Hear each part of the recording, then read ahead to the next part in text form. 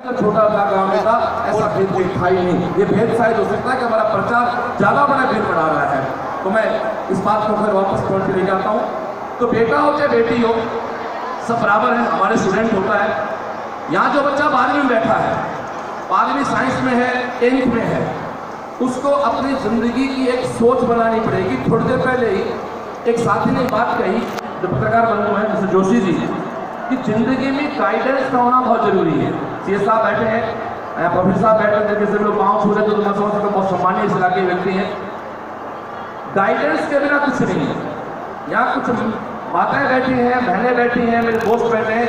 आजकल क्या हो रहा है कि परिवार, पेरेंट्स थोड़े से घमंड में आके मेरा बच्चा होशियार है, मेरा बच्चा बहुत इंटेलिजेंट है, ये आप अपने बच्चे के सामने कह के अपने बच्चे का सबसे बड़ा नुकसान कर रहे हो।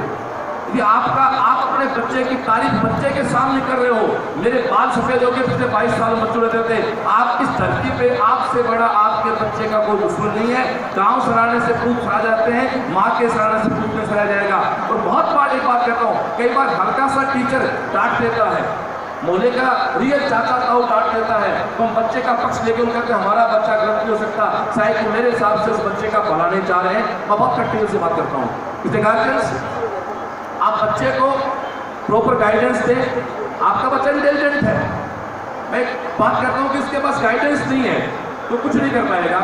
जैसे सपोज करो, अभी मैं सीकर से आ रहा था, मैं कल रात से चला हुआ हूँ, तो रात को मैं चला था 9 बजे, फिर मैं यहाँ रात को पहुँचा फलोदी और वहाँ से लेकर यहाँ आया हूँ। अभी इस चौराहे पे मैंने भाई सुरंग जी को फोन किया कि मैं किधर आऊँ, मेरी गाड़ी बहुत अच्छी है, मेरा ड्राइवर बहुत अच्छा है, लेकिन उस चौराहे पे आके ना मेरी गाड़ी काम आई ना मेरा ड्राइवर काम आया। हमें भाई का चौराहे पे खड़े होकर वेट ही करना पड़ा, क्योंकि हमें रास्ते का पता नहीं था। तो भाई के आने से तो है नहीं कि मेरी गाड़ी क्वालिटी ठीक होगी या मेरा ड्राइवर ठीक हो गया। मेरा ड्राइवर परफेक्ट है, मेरी गाड़ी परफेक्ट है, लेकिन मेरे पास उस चौराहे पे जाने के बाद प्रॉपर रास्ते का मुझे पता नहीं था। तो मैं भाई को फ़ोन किया, आप आए, आप मेरे आगे हुए, आपके पीछे प्रॉपर मंजिल पे आ गया। इसलिए हाँ, आपके पीछे चला तो मेरी गाड़ी क्वालिटी काम आई। वहाँ मेरी गाड़ी अच्छी नहीं होती, मेरे पास यदि बैलगाड़ी होती तो मैं यहाँ से सुबह कल के शिकस्त करके पहुँच नहीं पाता। गाड़ी मेरे पास थी, फिर भी मुझे गाइडेंस की जरूरत पड़ी। बेटे बेटी हो, आप इंटेलिजेंट हैं, लेकिन आपको प्रॉपर गाइडेंस की जरूरत है। और एक बहुत कड़वी और बहुत गलत एग्जाम्पल देने जा रहा हूँ, माफी चाहता हूँ मन से, एक गलत व्यक्ति के नाम के साथ एग्जाम्पल कोट कर रहा हूँ। केवल टैलेंट की पूजा नहीं होती है, केवल इंटेलिजेंस की पूजा होती तो बहुत माफी चाहता हूँ मन से, मासूसी के मन से एक गलत व्यक्ति का नाम ले रहा हूँ। यदि विद्वान की केवल भेजे की पूजा होती तो लादेन की पूजा होनी चाहिए थी। अमेरिका का जहाज अमेरिका ठोक के आ गया बंदा जाके, वो डफर नहीं हो सकता, बट वो एनर्जी कंस्ट्रक्टिव नहीं थी, वो एनर्जी डिस्ट्रक्टिव थी। दोस्तों, पूजा तो अब्दुल कलाम की होगी, फोटो के सामने सर तो कलाम साहब के सामने झुकेगा, ऐसे किसी राक्षस के सामने। और हम बहुत बात करें तो आप सब कहते हैं, बुजुर्ग कहते हैं कि रावण एक बहुत उच्च कोटि का पंडित था, लेकिन रावण की फोटो कहीं नहीं मिलेगी। लोग कहते हैं राम से बड़ा पंडित रावण था, लेकिन उसकी एनर्जी नेगेटिव थी।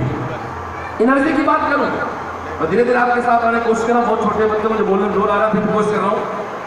केवल एनर्जी की बात करो तो एनर्जी जब तक सभ्यता के दायरे में नहीं है, एनर्जी जब तक सिस्टमेटिक नहीं है, किसी काम की नहीं है।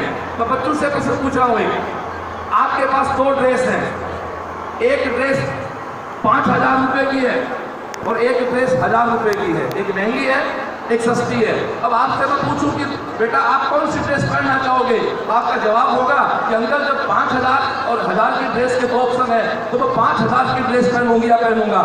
आपको उत्तर ही होगा, लेकिन मेरी बात पूरी करता हूं मैं।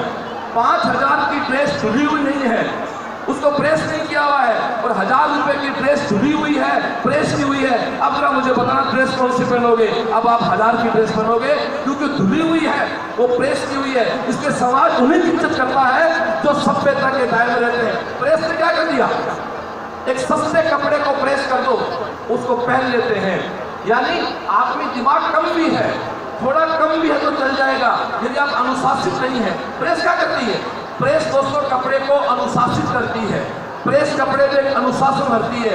आप में अनुशासन नहीं है, आपको समाज बहुत नहीं करेगा, आपको समाज बहुत लाइक नहीं करेगा। दूसरी बात करता हूँ, आपकी एनर्जी है, आप में उत्साह है, जो एनर्जिया उत्साह रास्ते पे नहीं है, तो आप समाज के अभिशाप हैं। एक एग्जाम्पल देता हूँ, पूरी दुनिया, भारत सरकार हो चाहे कोई सरकार हो, विश्व हो, सब जगह एक डायलॉग चलता है, जल ही जीवन है, बिना जल आदमी जी नहीं सकता, पानी बचाओ जीवन बचाओ। इसका मतलब सब कुछ जल है, जल सब कुछ नहीं है।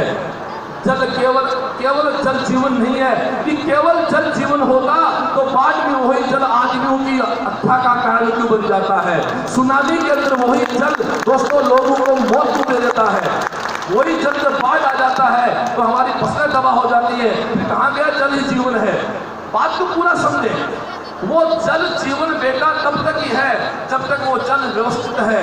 वो नदी के दो पाट के बीच चलता है, वो नहर के साथ चलता है, मतलब जब तक वो अपने माँ और पिता के जीवन के पाट के बीच रहोगे तब तक वो जल जीवन है, अदरवाइज जल जीवन नहीं है। ये सुनामी का बाढ़ है जो खुद को तबाह करेगा और आसपास के मोहल्ले परिवार को तबाह करेगा। वो अभिशाप है समाज के लिए। इसलिए पुत्रों, आप इंटेलिजेंट हैं, मुझे कोई डाउट नहीं है, पर आप सब पे हैं या नहीं है, आप अनुशासित हैं या नहीं है। और इस अनुशासन पे मैं फिर बार कह रहा हूँ, मैं बार बार एक बात कह रहा हूँ कि अनुशासन जिंदगी में सफलता देता है। लेकिन एक बहुत विचित्र बात कहूँगा, हो सकता आपको सीए साहब और प्रोफेसर मेरी बात अजीब सुन लगे। आगे बढ़ना है तो सबसे पहले अनुशासनहीन होना पड़ेगा। बस एक पॉइंट छेड़ के मेरी बात खत्म करूंगा। यदि आपको आगे बढ़ना है तो अनुशासनता तोड़नी पड़ेगी। आप कहोगे अभी तो आप जान रहे अनुशासित रहो और अभी आप आगे अनुशासन तोड़ो। हाँ, मैं एक सिंपल बात कहता हूँ, इसका भाव समझे। अनुशासनहीनता का मतलब है कि अभी आप कोई बच्चा 12वीं में पढ़ रहा है, उसके पास बायोलॉजी है और घर में बूढ़े दादा दादी हैं जो बहुत प्यार करते हैं। आपको सीकर, कोटा या जोधपुर की कोचिंग में जाना तैयारी करने के लिए दादी कह देती है नहीं नहीं छोरा बहुत छोटा है, बेटी बहुत छोटी है, नए शहर में कहाँ भेजेंगे, हम तो बच्ची को नहीं भेजेंगे। आप वहाँ दादी का विरोध कर सकते हो, वहाँ आप दादी का अनुशासन तोड़ सकते हो। वो दोस्तों बुराई नहीं है। एग्जाम्पल देता हूँ, यहाँ जितने लोग बैठे हैं सब लोग भगत सिंह को प्यार करते हैं। हम नहीं थे तब भी भगत सिंह थे, हम हैं तब भी भगत सिंह हैं, हम नहीं रहेंगे तो भगत सिंह रहेगा। आपको पता भगत सिंह जिस रात भागा था देश के लिए, अगले दिन भगत सिंह की शादी होनी थी। भागने को तो आज के छोरे छोरी भाग जाते हैं कई बार, वो भागना नहीं है। भगत सिंह देश के लिए भागे थे, देश की क्रांति के लिए, देश को आजाद जो भागे थे, उन्होंने अपने परिवार का अनुशासन तोड़ा। लेकिन अनुशासन तोड़ने के पीछे असभ्यता नहीं थी। मुझे एक सिंपल बात बताओ, मैं सीकर में कोचिंग कराता हूँ CLC के नाम पे, तब कुछ लोग जानते होंगे। मेरी मदर की उम्र 84 है।